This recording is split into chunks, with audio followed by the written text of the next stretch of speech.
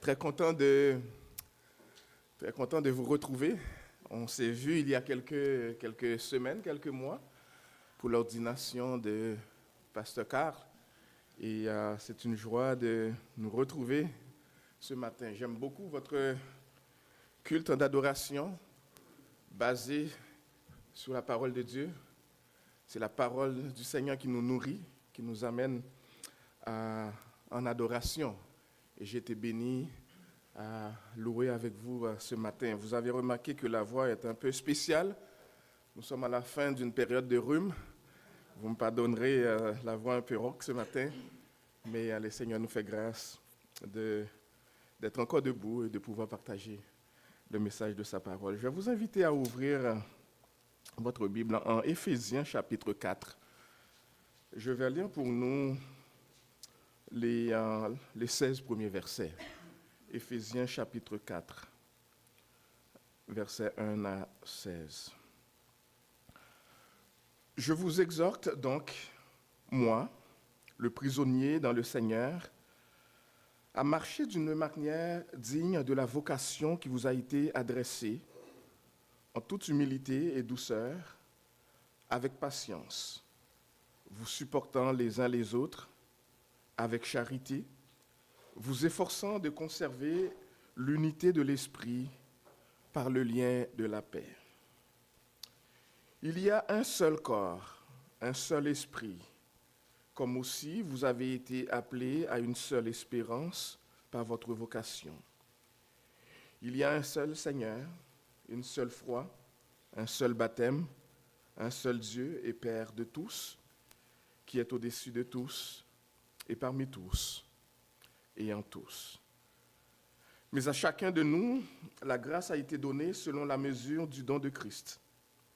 C'est pourquoi il est dit, étant monté en haut, il a emmené des captifs et il a fait des dons aux hommes. Or, que signifie il est monté, sinon qu'il est aussi descendu dans les régions inférieures de la terre? Celui qui est descendu, c'est le même qui est monté au-dessus de tous les cieux afin de remplir toutes choses. Et il a donné les uns comme apôtres, les autres comme prophètes, les autres comme évangélistes, les autres comme pasteurs et docteurs, pour le perfectionnement des saints, en vue de l'œuvre du ministère et de l'édification du corps de Christ, jusqu'à ce que nous soyons parvenus à l'unité de la foi et de la connaissance du Fils de Dieu, à l'état d'homme fait, à la mesure de la stature parfaite de Christ, afin que nous ne soyons plus des enfants flottants et emportés à tout vent de doctrine par la tromperie des hommes, par leur ruse dans les moyens de séduction, mais que, professant la vérité dans la charité, nous croissions à tous égards en celui qui est le chef, Christ. C'est de lui, et grâce à tous les liens de son assistance, que tout le corps, bien coordonné et formant un solide assemblage, tire son accroissement selon la force qui convient à chacune de ses parties et s'édifie lui-même dans la charité. Parole du Seigneur. Je me sens toujours ébranlé devant un texte aussi riche et d'avoir l'enseigné en 1h30 seulement, que vous m'accordez, Genèse. D'avoir l'enseigné en très peu de temps. Ce texte est tellement riche. Mais vous savez, chers amis, la lettre aux Éphésiens était une lettre qu'on appelle séculaire.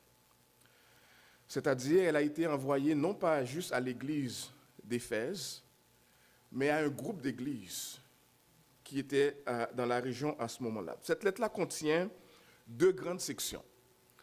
Il y a une première section qui va du chapitre 1er jusqu'au chapitre 3. Et dans cette première section, Paul décrit le plan extraordinaire de Dieu pour son Église. Quel est le plan de Dieu pour son Église, pour son peuple? Et dans la deuxième partie, qui commence avec le chapitre 4, ou texte que nous venons de lire, la première partie en tout cas, Paul explique comment l'Église sur la terre doit déjà ressembler à ce qu'elle va être dans le ciel. L'Église de Jésus-Christ sur la terre doit déjà vivre. Ce qu'on va voir de la vie de l'Église ici-bas, c'est un peu l'image de ce qu'elle sera au ciel. Et un de ces indices qui nous donne une idée de la santé spirituelle de l'Église, c'est sa capacité à conserver l'unité. Un des indices pour évaluer une église locale et voir si cette église-là est spirituellement en santé, c'est qu'elle doit être capable de garder l'unité. Pourquoi?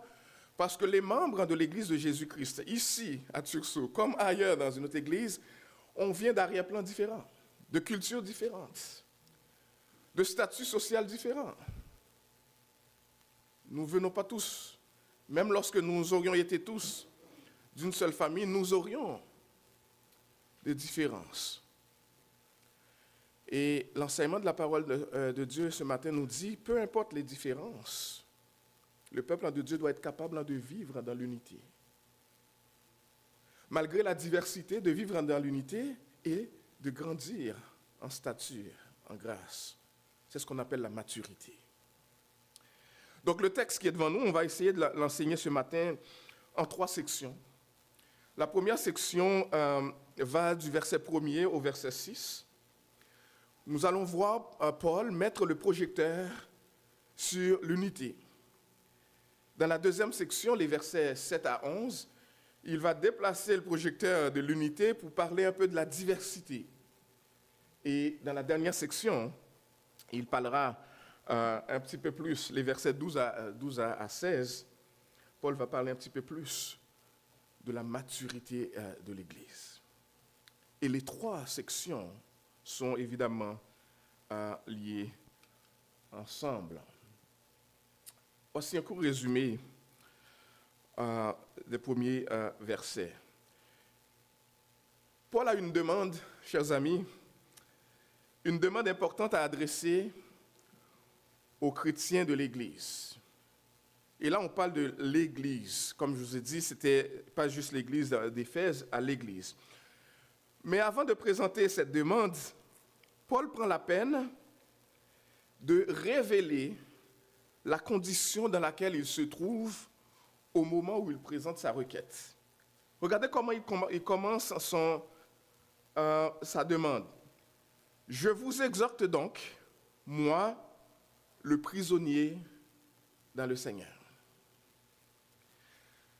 C'est comme si Paul voulait s'assurer que les chrétiens, avant toute chose, que les chrétiens comprennent qu'il y a un prix élevé à payer lorsqu'on est disciple de Jésus-Christ.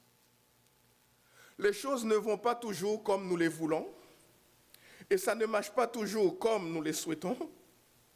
Et ce n'est pas parce qu'on rencontre des difficultés, peu importe les difficultés qu'on va rencontrer sur notre chemin, qu'on doit arrêter de vivre pour Christ. Paul dit, regardez ma propre situation. Moi qui vous parle là, je ne suis même pas libre de mes mouvements. Au moment où je vous écris cette lettre, je suis enfermé dans une prison. Enchaîné.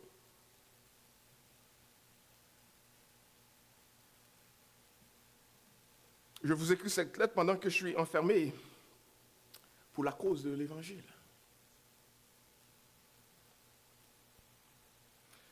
Et une fois qu'il leur dit ça, voici sa demande à l'Église de marcher d'une manière digne de la vocation qui vous a été adressée. Je vous demande donc instamment. C'est une demande importante, c'est une demande cruciale. Étant donné ce que Dieu a accompli pour vous, qu'on a vu, évidemment, nous, on ne le voit pas aujourd'hui, mais ce qu'il a déjà traité dans les 3 chapitres précédents, il dit, étant donné ce que Dieu a fait pour vous, je vous fais cette demande cruciale, importante, en tant que servante et serviteur de Jésus-Christ, de marcher d'une manière digne de l'appel au salut que vous avez reçu en Christ. Et regardez le mot qui est utilisé, c'est le mot marcher. Le mot marcher, il y a là-dedans, on ne court pas, ce n'est pas un sprint. C'est quelque chose qui se fait au quotidien, à tous les jours. Ce n'est pas qu'aujourd'hui on marche de manière digne de la vocation et puis on arrête de le faire demain. C'est une vie. Et la version du semeur utilise plutôt vous conduire de manière digne. C'est une conduite, c'est une vie à vivre. Conduisez-vous d'une manière digne de la vocation qui vous a été adressée. L'appel au salut reçu en Christ.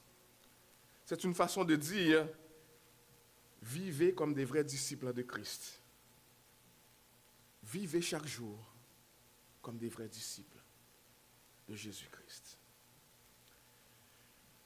Et voici, à la suite du texte, et voici les marqueurs, les attitudes qu'on doit voir chez les chrétiens, des attitudes essentielles qui prouvent que ces chrétiens sont en train de marcher de manière digne de la vocation qu'ils ont reçue en Christ. Paul dit, on doit trouver chez vous l'humilité. C'est ce que le verset 2 nous dit, en toute humilité. Paul dit, on doit trouver chez vous de la douceur, de la patience, et tout cela entouré de l'amour. Voyez-vous, et c'est quoi l'humilité? J'aime souvent dire à notre Église que l'humilité, ce n'est pas de ne pas reconnaître ce que Dieu nous donne comme don, capacité. Si Jean-Pierre est le meilleur cuisinier de la ville, il peut le dire haut et fort, si c'est vrai. Ça serait faux, si c'est le cas, de ne pas le reconnaître. Ce n'est pas ça l'humilité. L'humilité, en fait, c'est un abaissement de soi dans nos relations et le service que nous rendons aux autres. Et Jésus-Christ est notre meilleur modèle en ce sens, n'est-ce pas? Imaginez le Fils de Dieu, Dieu le Fils, qui a laissé son trône de gloire qu'il avait auprès du Père, qui est venu dans ce monde, tabernacler avec nous, vivre auprès de nous, qui étions pécheurs. Il n'y a pas d'exemple plus extraordinaire. C'est pour ça que Jésus-Christ est notre modèle par excellence. La douceur dans le renoncement à ses droits par considération pour les autres. Vous savez, nous sommes dans des sociétés où nous voulons affirmer nos droits et les reconnaître. Et la parole de Dieu, des fois, va nous demander pourquoi ne pas subir quelque injustice si c'est pour la gloire de Jésus-Christ. Et des fois, à trop vouloir défendre nos droits, nous mettons de côté la parole de Dieu. C'est mon droit. Et nous répétons un peu comme nos enfants, ce n'est pas juste. Et j'aime dire à mes enfants, comme à notre Église, et si Dieu devait être juste envers nous? Vous savez, on dit souvent, il ne faut pas demander la justice à Dieu, parce qu'il nous traiterait justement.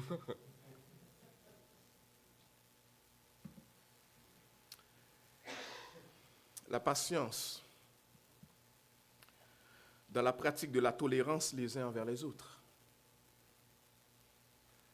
Je vous avoue, moi qui vous parle, je suis reconnu, je suis très impatient. Et je prie constamment pour que le Seigneur me donne de la patience. Mais on a besoin d'avoir de la patience, surtout dans un contexte de désaccord, de conflit avec les autres. De me mettre à la place de l'autre. Et de ne pas être prompt à juger et à condamner l'autre. Et à remettre les choses au Seigneur. Et l'amour, c'est ce que la fin de cette portion nous dit. Le verset 2, vous supportant les uns les autres avec charité, avec amour. Qui est le fondement de tout cela. Vous savez, là où il n'y a pas d'amour, même si on faisait tout ce qu'on voudrait, Paul dit, même si j'étais riche et je donnais tout mon argent aux autres, si je ne le fais pas dans l'amour, ça ne sert à rien.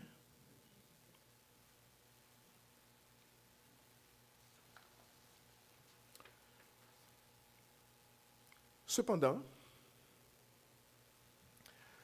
Paul reconnaît que l'unité dans l'Église locale, c'est quelque chose qu'il faut travailler. Il explique que des efforts sont nécessaires pour la conserver. C'est pour cela qu'au verset 3, Paul dit « Vous efforçant de conserver l'unité de l'esprit par le lien de la paix. » On possède déjà l'unité. On possède déjà l'unité en Christ. Le point commun entre chacun de nous, chrétiens, c'est Jésus-Christ. C'est le dénominateur commun que nous avons. Peu importe notre arrière-plan. Peu importe d'où nous venons. Si nous sommes chrétiens, nous avons Jésus-Christ comme dénominateur commun. Et c'est lui qui doit diriger, qui doit être le focus vers lequel nous regardons. Le modèle qui transforme notre vie. On possède déjà cette unité, c'est un don du Saint-Esprit à l'Église, mais des efforts sont exigés, même pour nous qui sommes en Jésus-Christ. Parce que nous sommes encore enveloppés dans ce corps de péché, et nous péchons encore, au point d'en vouloir les uns contre les autres. Et nous nous chicanons, et nous avons des différends, les uns les autres. Et Paul va dire, peu importe les différends que nous pouvons avoir, plaçons l'Évangile avant toute chose. Et si nous regardons à l'Évangile, peu importe les différends, nous saurons trouver un point commun pour marcher d'un même pas. C'est ce qu'il dit dans Philippiens. Au point où nous ne sommes pas venus, marchons d'un même pas. Et Dieu éclairera ceux qui sont dans l'erreur. Mais ne nous divisons pas pour des différends. Parce que nous ne voyons pas les choses de la même façon.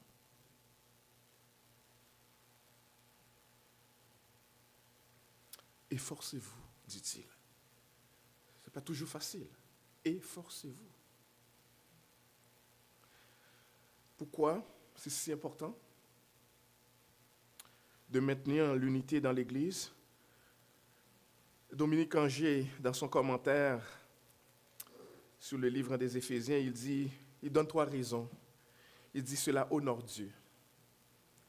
Lorsque son peuple est capable de marcher dans l'unité, de garder l'unité, cela honore Dieu. Il dit cela assure le bonheur entre les croyants. D'être capable de voir que, oui, on voit les choses différemment, mais on est capable de marcher ensemble. Évidemment, sans faire des compromis sur des sujets importants. Et il dit aussi, cela contribue au témoignage collectif chrétien dans la société. Lorsque les gens voient la division au sein des chrétiens, ce n'est pas comme ça qu'on va les appeler à l'Évangile. Non, lorsqu'ils nous voient soudés ensemble, tricotés serrés, malgré nos différends, ils sont capables de se poser la question, il se passe quelque chose ici. J'aimerais savoir c'est quoi cette chose-là. Et lorsqu'ils viennent, qu'on soit capable de les ramener à Christ. Qu'ils comprennent que ce n'est pas par nous, par nous-mêmes, mais c'est par la grâce de Dieu seulement. Par la grâce de Dieu. L'unité est nécessaire étant donné notre nouveau statut en Christ. Par la nouvelle création qui nous donne une nouvelle identité. L'unité entre tous les chrétiens, malgré les différences d'âge, de culture, de niveau d'instruction, d'origine ethnique, de classe sociale.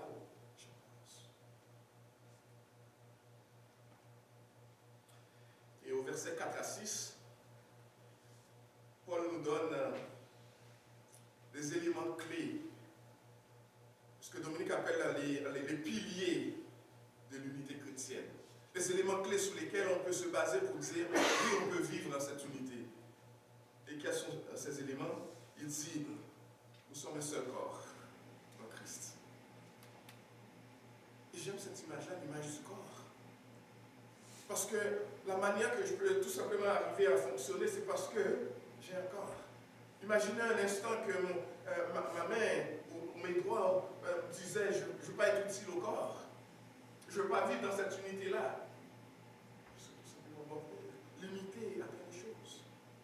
Et l'image du corps c'est une des images que la parole de Dieu nous donne pour comprendre quelle est cette vie chrétienne dans laquelle nous vivons. Nous sommes un seul corps en Christ. Christ est la tête de ce corps. Et chaque élément du corps, chaque membre du corps est utile. Nous avons des rôles différents, évidemment. Pasteur Carlotier est appelé à des rôles et des responsabilités différentes. Mais chacun a des rôles dans cette église. Un seul corps, un seul esprit, une seule espérance, un seul Seigneur qui est Jésus-Christ, une seule foi, un seul baptême, un seul Dieu. Voyez-vous, le pilier de cette unité. Si vous vous demandez pourquoi, en tant que chrétien, nous avons besoin de marcher dans l'unité, regardez Éphésiens chapitre 4, 4 à 6. Le pilier, les éléments clés, le fondement. Et cette description, chers amis, est trinitaire. On y voit le Saint-Esprit qui agit, verset 3-4, le Fils qui agit, verset 5, et le Père qui agit, verset 6. C'est Dieu trinitaire que nous servons. Alors,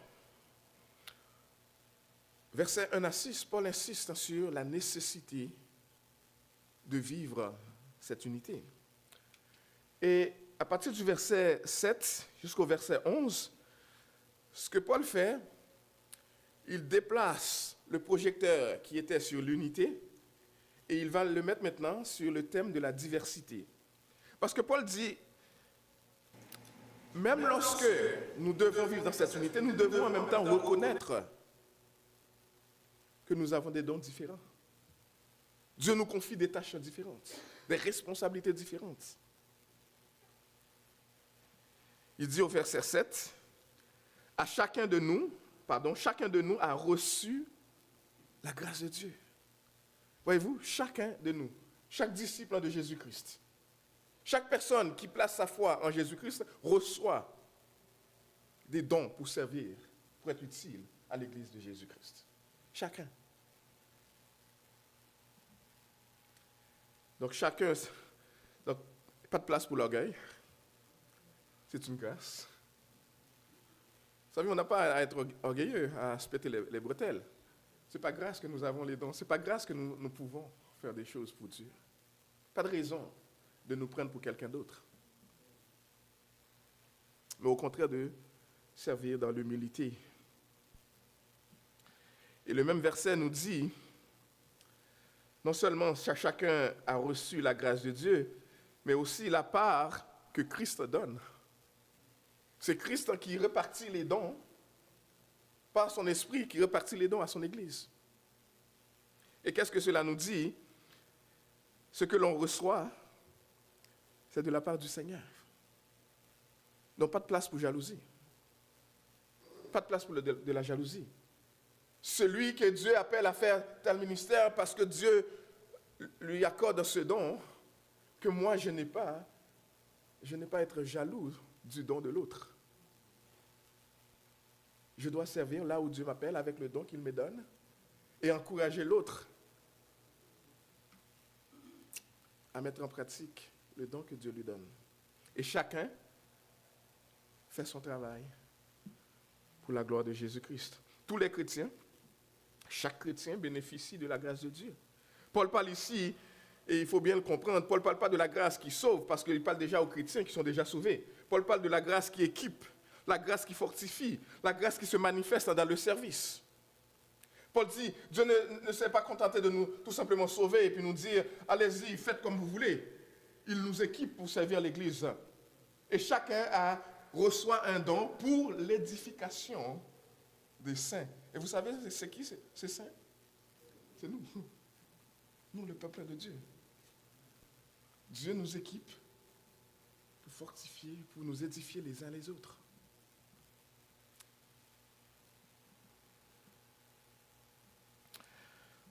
Dans les responsabilités différentes qu'il nous donne. Et au verset 8 à 10 de notre texte, Paul va citer le psaume 68, verset 19. Et qu'est-ce qu'il fait? Il cite ce psaume et il va l'appliquer à Jésus-Christ. Regardez, qu'est-ce qu'il nous dit, versets 8 à 10. Il dit, c'est pourquoi il est dit, étant monté en haut, et souvent on en corrige nos enfants à dire, mais il ne faut pas dire qu'il est monté en haut parce qu'on ne peut pas monter en bas, n'est-ce pas? Mais là, il faut comprendre qu'il y a une nuance dans l'expression ici. C'est l'idée de voir, il est monté dans le plus haut des hauteurs. Là où il est en position de domination. Et où il domine sur tout et sur tous ses ennemis. L'image là-dedans, c'est de voir que nous servons un Dieu qui domine sur tout et qui contrôle tout. Et que personne ne peut résister à son autorité, à son pouvoir, à sa domination.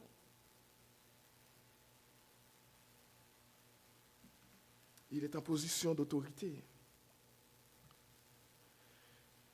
Et ce que Paul veut que nous comprenions, Paul dit, c'est ce même Seigneur qui est venu, qui a vécu sur la terre, qui est mort, qui est ressuscité, qui est monté et qui est assis maintenant à la droite de Dieu le Père et qui intercède pour nous. C'est ce même Christ qui fait don à son Église par son esprit.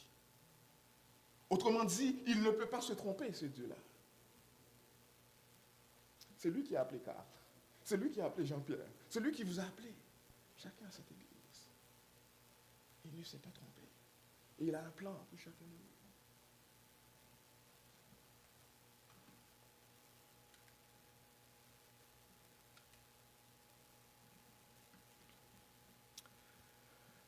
Parce que c'est ce que le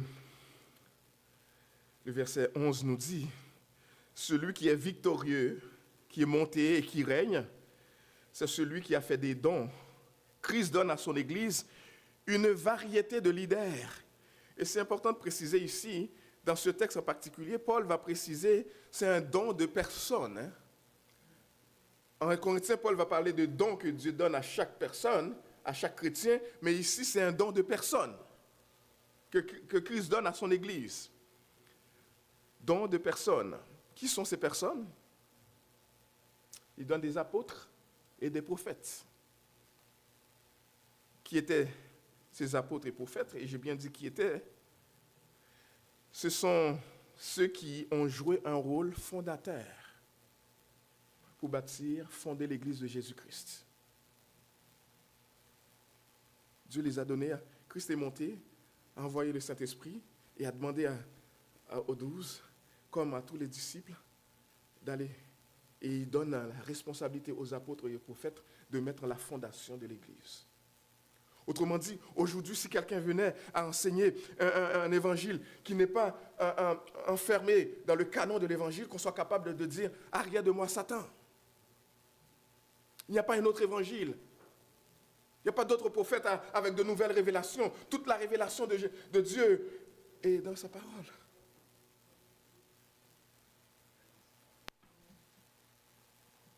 Et ces hommes-là avaient la responsabilité de mettre le fondement. Et Paul va dire, on doit bâtir maintenant sur le fondement, pas mettre une nouvelle fondation, un autre fondement. Une maison ne peut pas avoir 4 fondements, n'est-ce pas? Le fondement, la fondation a été mise, maintenant on construit là-dessus. C'est ce qu'on voit au Éphésiens chapitre 2, verset 20, qu'on n'aura pas le temps de lire. Verset 3, chapitre 3, verset 5 aussi. Les apôtres ont reçu de la part du Seigneur la tâche de prêcher la parole de Dieu et de fonder l'Église. Les prophètes porte-parole de Dieu communiquaient aux églises les révélations directes reçues de la part de Dieu. Et ensuite, il a donné des prédicateurs de l'Évangile, des évangélistes, des personnes qui possèdent des capacités particulières pour communiquer clairement et efficacement la bonne nouvelle de la grâce de Dieu envers l'humanité pécheresse, par la personne et l'œuvre de Jésus-Christ. Autant aux croyants qu'aux non-croyants, mais particulièrement les évangélistes vont voir les non-croyants.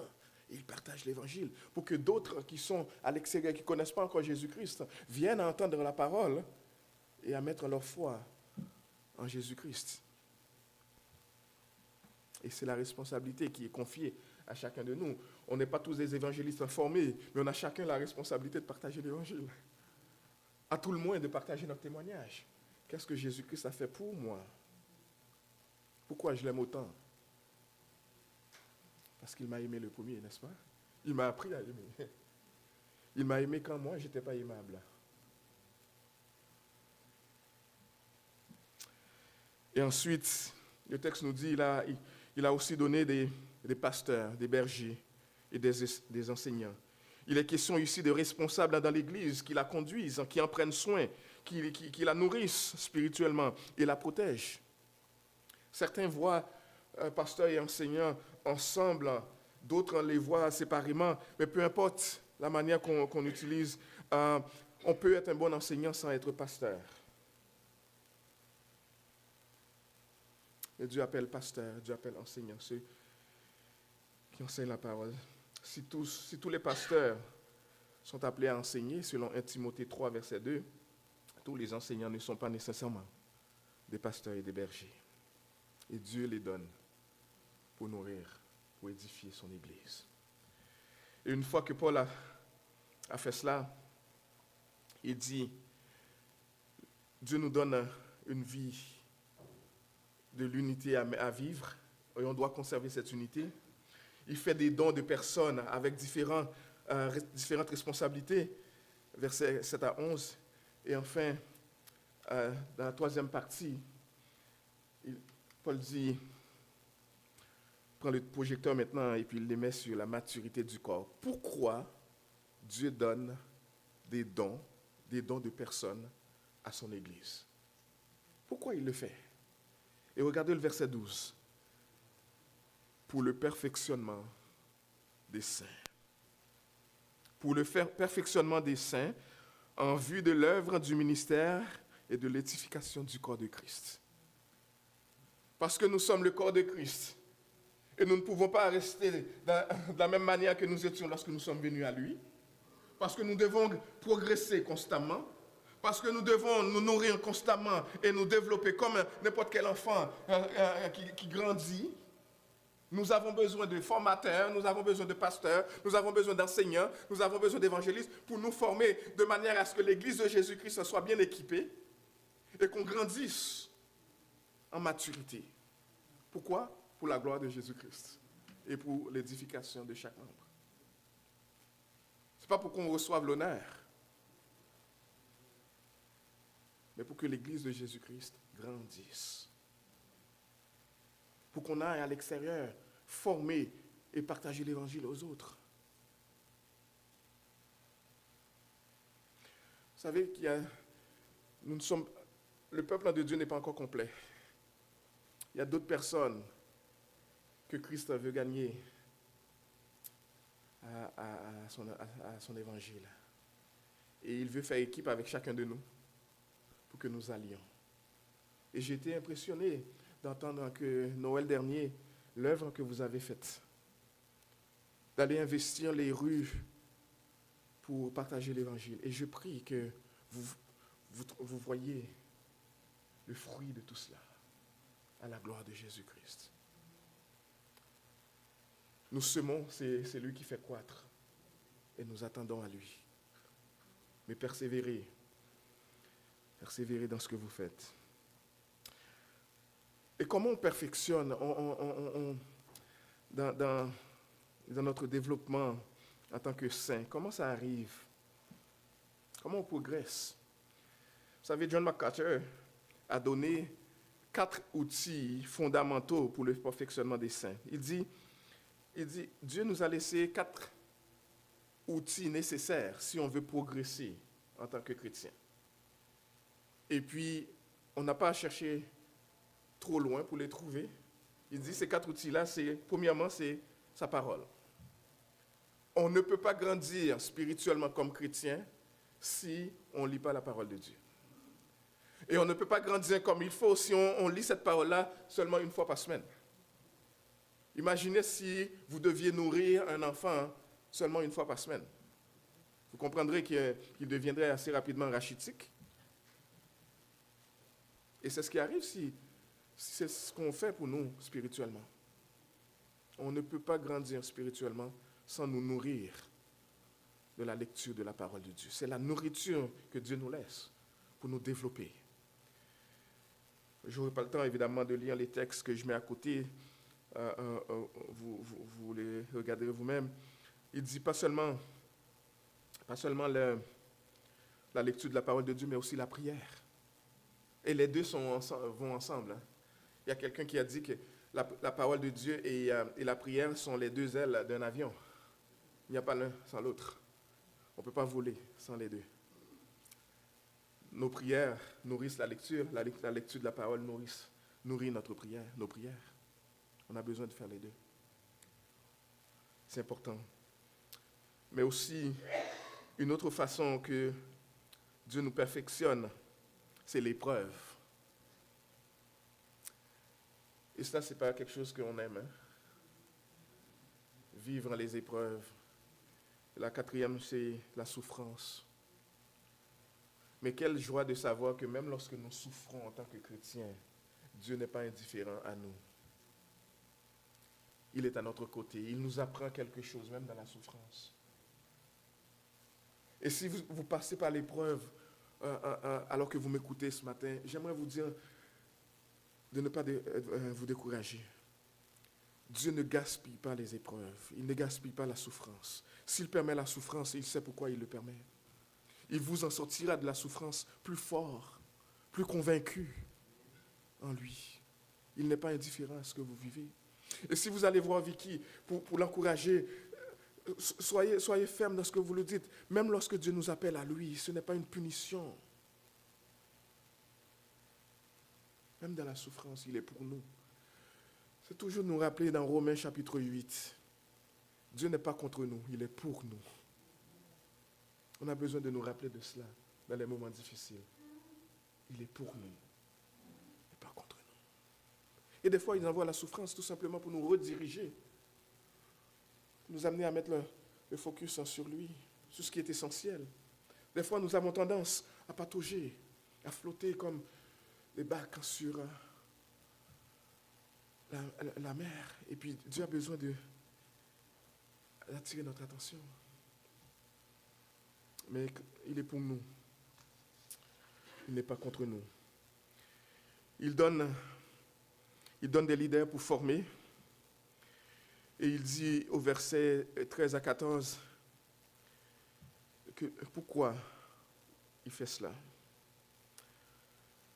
Verset 13 à 14, 13 nous dit « Jusqu'à ce que nous soyons tous parvenus à l'unité de la foi, de la connaissance du Fils de Dieu. » Voyez-vous, Dieu met des leaders dans son Église pour former, fortifier, équiper les membres pour que de manière continue, jusqu'à ce que Christ revienne ou qu'il nous appelle à lui, que nous soyons en formation. Il n'y a pas un temps où le chrétien peut dire « Je connais assez de la parole de Dieu, je peux prendre un break.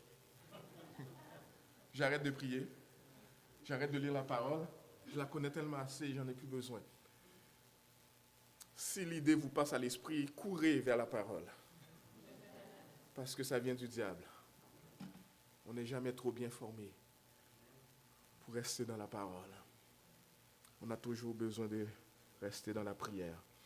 Mais voyez-vous, l'idée c'est non seulement pour rester dans l'unité de la foi, mais aussi pour grandir dans la connaissance du Fils de Dieu.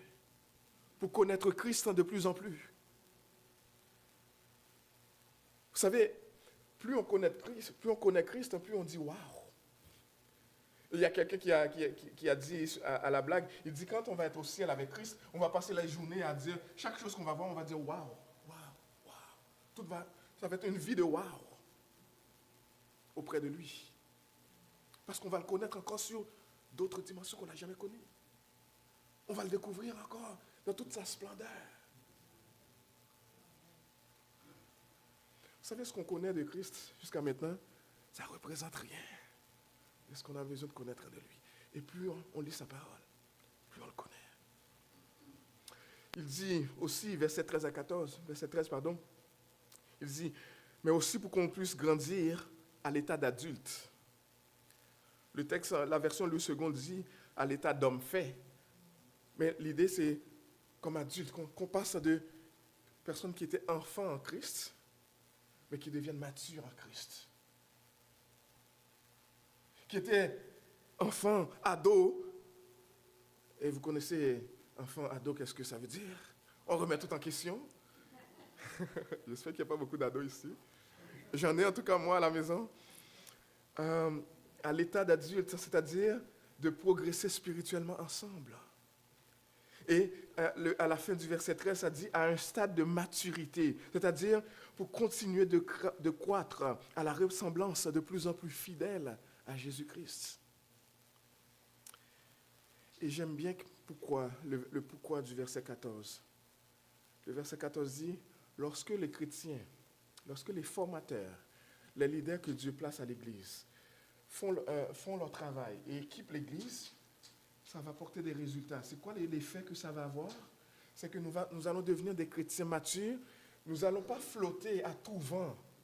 Lorsque nous nous déplaçons ou lorsque nous ouvrons, nous écoutons à la radio ou lorsque nous écoutons à la télévision un enseignement qui est faux, qui n'est pas vrai, qu'on soit capable de dire ça ne vient pas de Dieu, qu'on soit capable de rejeter ce qui ne vient pas de Dieu. Mais qu'on ne devienne pas comme le texte dit, comme des enfants flottants, emportés à tout vent de doctrine. Quelqu'un enseigne quelque chose, on dit, ouais, et puis c'est comme si c'est la première fois qu'on entendait ça, et puis on veut laisser notre église pour aller là. On pense que c'est mieux là-bas. Et on ne se rend pas compte que c'est une façon d'attirer les gens, une façon de défaire l'évangile. Paul appelle ça un faux évangile. Il n'y a pas de faux évangile. Lorsqu'on enseigne la fausse doctrine. Paul dit, lorsque le chrétien est bien équipé, est bien nourri dans sa parole, et grandit constamment spirituellement, il est capable de détecter qu'est-ce qui est vrai du faux lorsqu'il entend le message de la parole. Il est capable de dire ça ne vient pas de Dieu. Il est capable de dire c'est un faux enseignement. Il est capable de dire c'est une fausse doctrine.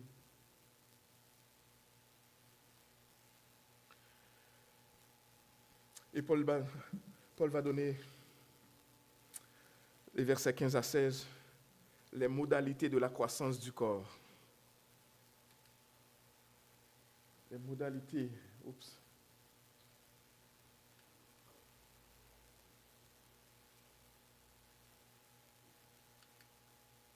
de la croissance. Paul dit, une des façons d'aider les chrétiens à passer du stade d'enfant immature au stade d'adulte et mature spirituellement, c'est en leur exprimant la vérité dans l'amour.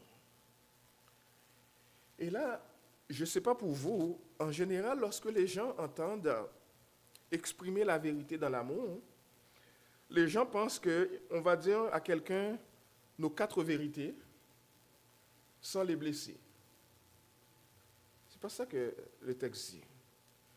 Le texte dit plutôt, on doit aimer les gens tellement, nos frères et sœurs en Christ, à l'Église, on doit les aimer tellement qu'on veut les voir progresser spirituellement. Et toujours revenir dans la vérité de la parole de Dieu pour leur enseigner, les exhorter, les encourager, mais le faire dans l'amour. Le faire avec une attention pour leur âme. Les exhorter de manière à ce qu'ils comprennent, c'est leur bien que nous cherchons, que nous voulons. Exprimer l'amour, la vérité dans l'amour, c'est enseigner la vérité du message de l'Évangile en rappelant aux chrétiens ce que la bonne nouvelle a fait pour eux dans le passé et ce que ça fait encore aujourd'hui. Qu'il n'y a rien qui remplace le message de la bonne nouvelle de l'Évangile dans notre vie. La croissance spirituelle vise la ressemblance à Christ. Et ça se fait non pas en se basant sur les gens, en se basant... C'est un signal pour me dire il faut finir bientôt. Je m'apprête à le faire. Regardez le verset 16. C'est de lui. C'est de lui. Et grâce à tous les liens de son assistance. Le lui ici, ça parle de Christ. L'Esprit de Christ, c'est de lui et par tous les liens de son assistance que tout le corps, bien coordonné et formant un solide assemblage, tire ton accroissance. Son accroissement, selon la force qui vient de chacune de ses parties. Nous ne pouvons pas grandir sans Christ. Nous ne pouvons pas grandir hors de Christ. Alors, chers amis, je termine en disant 3 applications.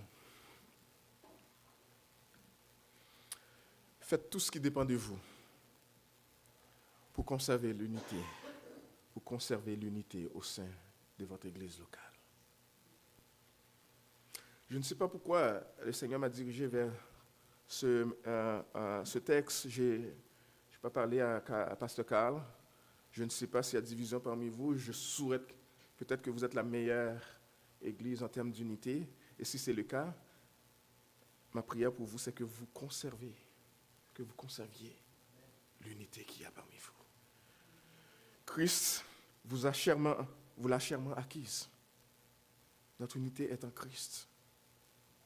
Deuxième chose, célébrez la diversité dans votre Église. Dieu la donne pour qu'elle serve à l'unité et la maturité de son Église. Chacun possède ses particularités. Appréciez la diversité parmi vous. Diversité d'âge, de groupe ethnique, de statut social.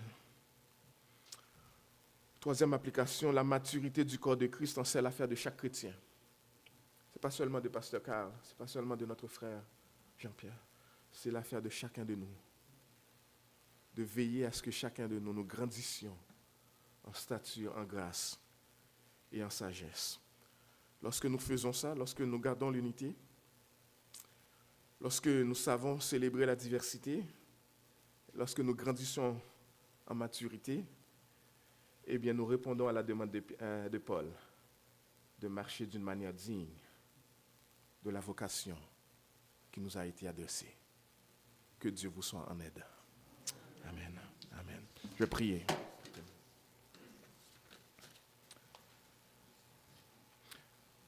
Notre bon Père Céleste,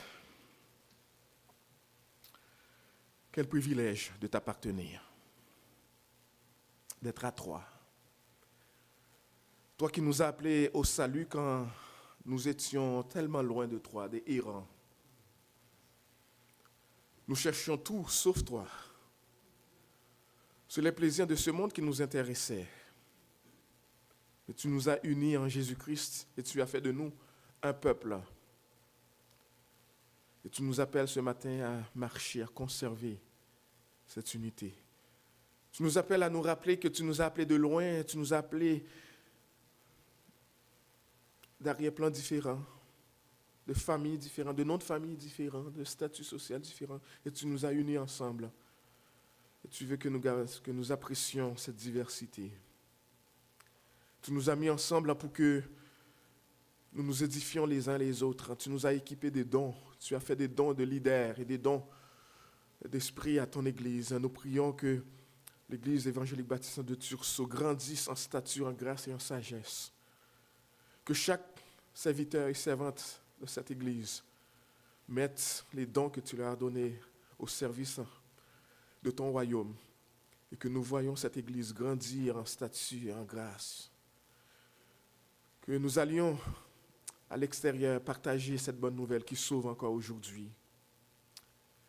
Et que ceux que tu veux sauver, qui sont dans cette ville, viennent à connaître l'Évangile et à passer des ténèbres à la merveilleuse lumière en Jésus-Christ. Que ce soit pour la gloire de ton Saint-Nom et pour la bénédiction de chacun de nous. Parce que nous avons prié et demandé toutes ces choses dans le précieux nom de Jésus, notre bien-aimé Sauveur et Seigneur, qui vit dans l'unité avec toi et avec le Saint-Esprit, au siècle des siècles. Amen. Amen. Que Dieu vous bénisse.